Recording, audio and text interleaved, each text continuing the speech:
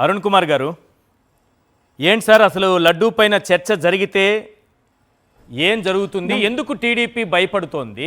ఆఖరికి మండలి చైర్మన్ గారిని కూడా తప్పుదోవ పట్టించేలా మండలిలో అసలు ఏం జరుగుతోంది? లఘు చర్చ అన్నారు, కాదు మినిస్టర్ స్టేట్మెంట్ అంటున్నారు. ఈ విషయం నాకు తెలియదు, నాకు తెలియకుండా ఈ డాక్యుమెంట్ ఎలా వచ్చిందని చైర్మన్ గారు అంటున్నారు. ఈ డాక్యుమెంట్ మీరిచ్చిందే అని పయ్యావుల కేశవ్ గారు అంటున్నారు. అసలు ఏం జరుగుతోంది? నమస్తే ఈశ్వర్ గారు, అక్కడ ప్యానల్లో ఉన్న అందరికీ కూడా నమస్కారం తెలియజేస్తూ, ఈ 2 రోజులు శాసన మండలిలో ప్రజాస్వామ్యంలో ఎప్పుడూ చూడని విధంగా ఒక వింత సంఘటన జరిగినాయండి. వింత సంఘటన అంటాం కన్నా ప్రజాస్వామ్యానికి అసలు మచ్చు అదంతా కూడా ఒక చీకటి రోజులుగా చెప్పుకోవచ్చు. ఎందుకంటే మేము అపోజిషన్లో ఉన్నాము, తర్వాత ఒకప్పుడు గవర్నమెంట్లో ఉన్నాము, తర్వాత అపోజిషన్లో ఉన్నాము. కానీ ఎప్పుడు కూడా చైర్ని ఎప్పుడు క్వశ్చన్ చేయలేదండి. చైర్ అనేది చైర్ ఇచ్చిన రూలింగ్ ఇచ్చిన తర్వాత ఆ రూలింగ్ని ఎప్పుడు కూడా క్వశ్చన్ చేయలేదు. ఒకవేళ కనుక ఆ రూలింగ్ కనుక మేము క్వశ్చన్ చేయదలుచుకొస్తుంటే బయటకు వచ్చి మేము చేసేవాళ్ళం తప్ప సభలో చేసేవాళ్ళం కాదండి. ఇప్పుడు ఇక్కడ 3 విషయాలు జరుగుతున్నాయండి. ఒకటి, 22వ తారీఖున బీఎస్సీ కమిటీ మీటింగ్ జరిగింది. ఈ బీఎస్సీలో తెలుగుదేశం పార్టీ, జనసేన, బీజేపీ, తర్వాత వైఎస్ఆర్ కాంగ్రెస్ పార్టీ అందరూ కూర్చొని ఒక 6 సబ్జెక్టులు డిస్కస్ చేద్దామని చెప్పి డిసైడ్ చేశాం.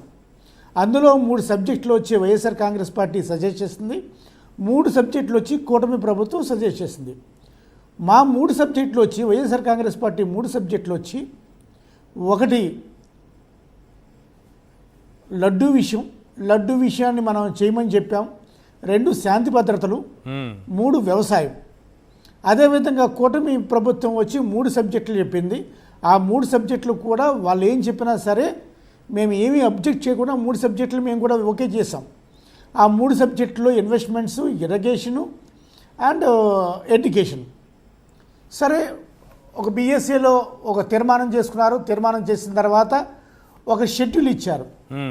ఈ షెడ్యూల్ ఎవరి పేరు మీద ఇచ్చారు?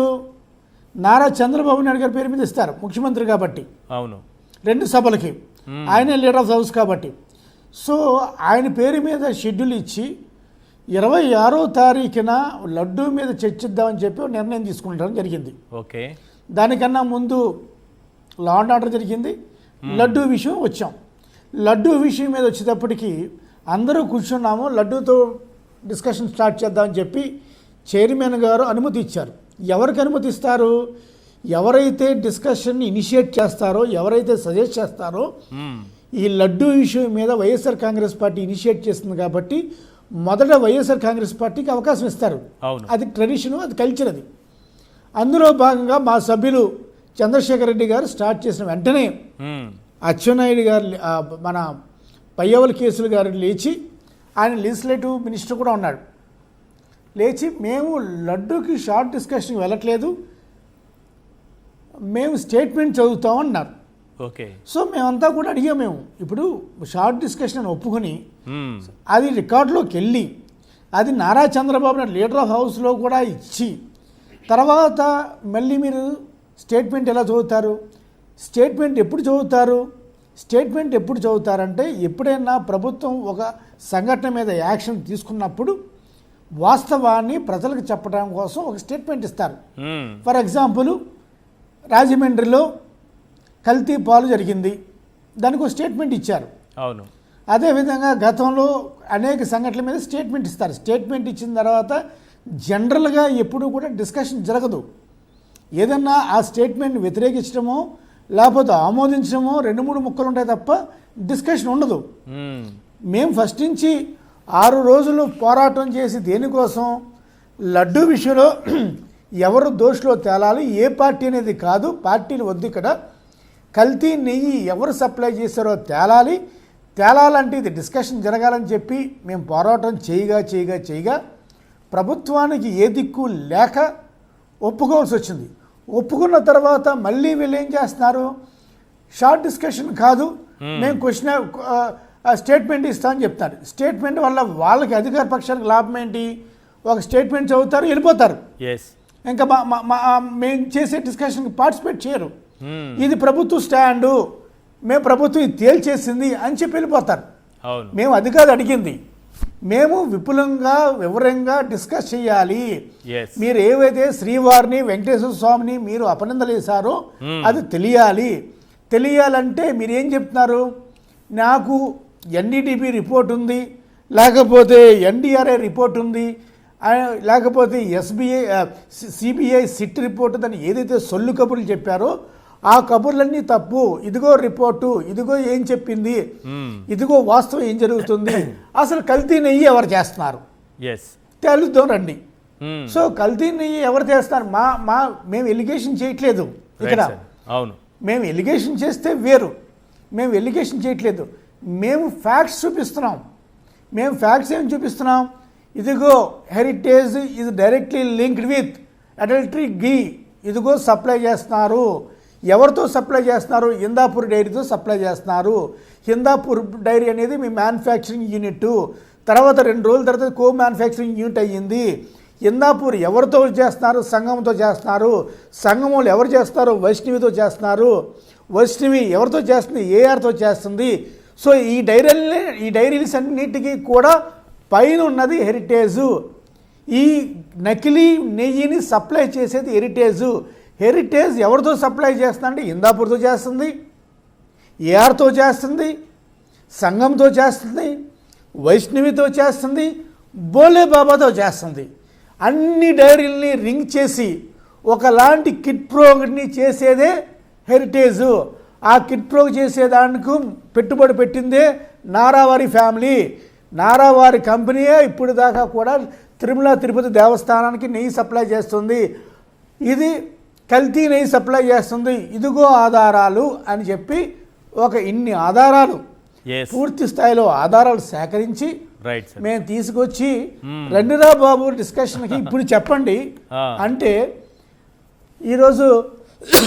ఈరోజు మరి ముఖ్యంగా ఈరోజు అచ్చెన్నాయుడు గారు లేచి ఏ విధంగా మాట్లాడారండి? ఎవరిని? చైర్మన్ గారిని.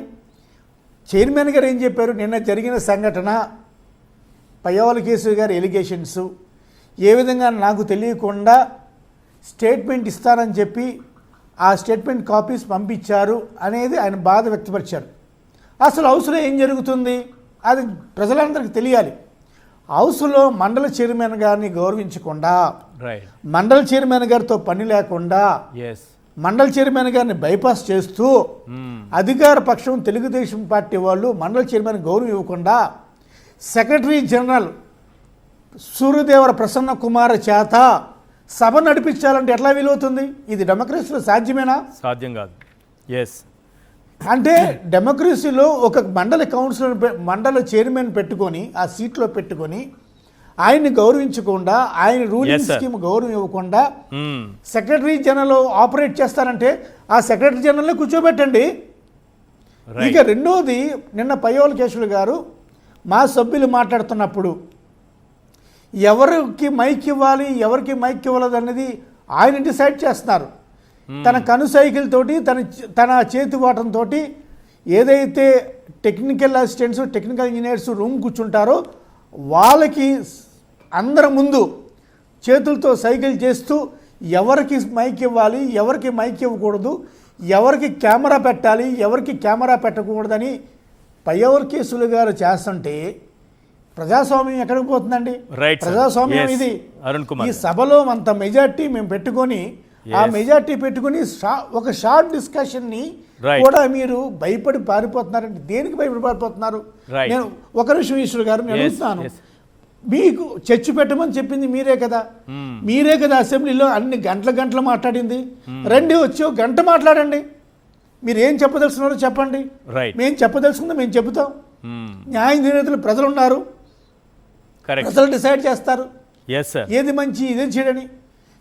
అంతే తప్ప ఆ శ్రీవారిని మీ రాజకీయ ప్రాబల్యం కోసం వాడుకొని ఈరోజు ఇంకా ఘోరం ఏంటంటే ఇంకొక విషయం శీషు గారు, అసలు చంద్రబాబు నాయుడు గారు అసెంబ్లీలో మాట్లాడిన మాటలు ఎన్ని అబద్ధాలు చెప్తున్నారండి. అసలు ఎక్కడైనా రాజశేఖర రెడ్డి గారు 7 కొండలు 2 కొండలు అని చెప్పారా?